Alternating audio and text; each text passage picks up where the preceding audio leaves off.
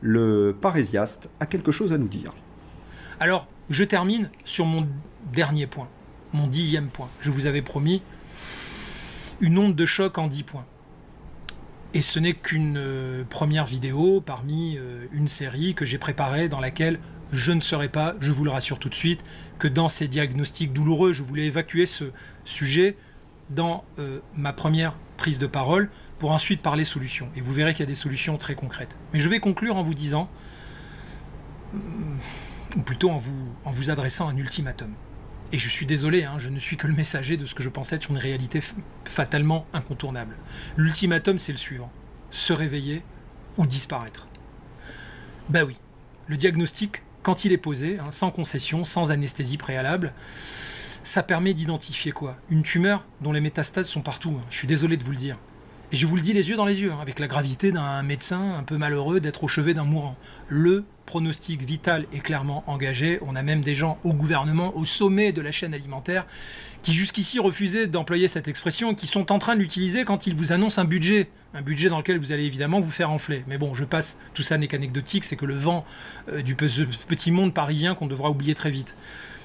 Rien de ce qu'ils disent n'est totalement consistant. Il n'y a plus de temps donc pour les nuances, plus de place pour l'attentisme, plus d'excuses pour la lâcheté. L'heure n'est plus de savoir si la tempête arrive, parce que la tempête, elle est là. Elle est déjà en train de gronder. Nous sommes dedans. Et elle menace de tout emporter.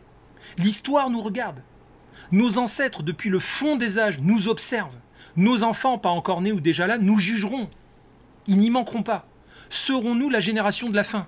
Celle qui a laissé tomber? La génération qui aura tout laissé filer, soit dit en passant. Celle qui aura regardé, passive, la lumière de sa propre civilisation s'éteindre pour de bon. Serons-nous les fossoyeurs de notre propre héritage? Bah non. Non, 1000 fois non. Je sais pas vous, mais moi je réponds non en lettres majuscules, gras, caractères, gras, rouge, taille 24, taille 200.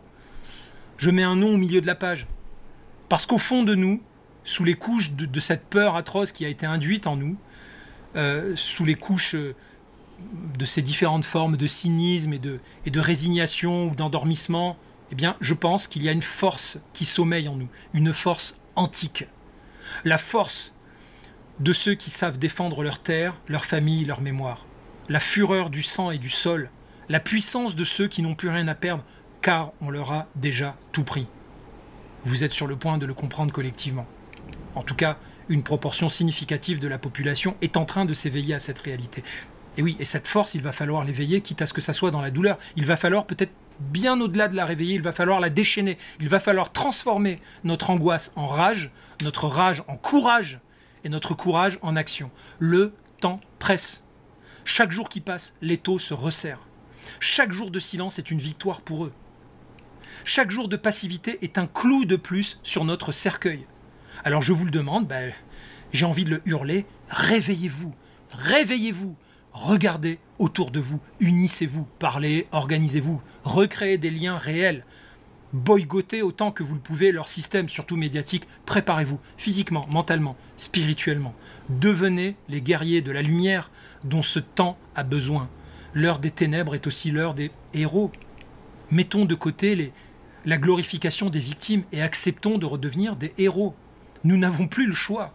L'histoire n'est jamais écrite d'avance. Le dernier mot n'appartient qu'à ceux qui ont eu le courage de le prononcer.